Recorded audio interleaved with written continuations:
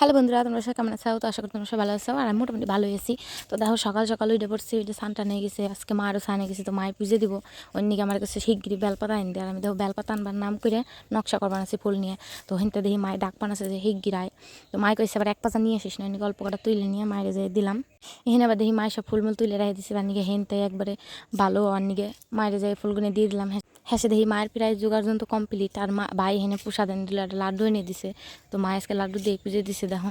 তার আমি মার পাশে বসে আসছিলাম, পুজো দিবেন ছিল। তারপরে গেছি রান্না করে, মা এখানে মুড়ি মাহাইসা চা বানাইছিল, চাটা দেখানো হয় নাই। তো চা আমি খাইনি যেহেতু।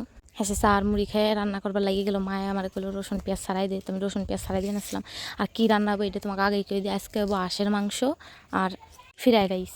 তো আমি প্রথম আজকে হাঁসের মাংস খাম, অনেক কর পরে মায়েগুলো খা অনেক ভালো হয়। তো আজকে প্রথম কাম জানি না। আর হেনে রানছিল ছোটো মাছের চচ্চড়ি আর ভাত, সাদা ভাতও রানছিল। যার যেটা খাইবে ইচ্ছে করে হে এটা খাইবো। আমার অত সুন্দর রান্না বাড়া দেখে আমার খিদে নিয়ে গেছে, খাইবার বেশি গেছে। আর রান্নাটা সেই ছিল, মোটামুটি আমার ভালোই লাগছে আসলে।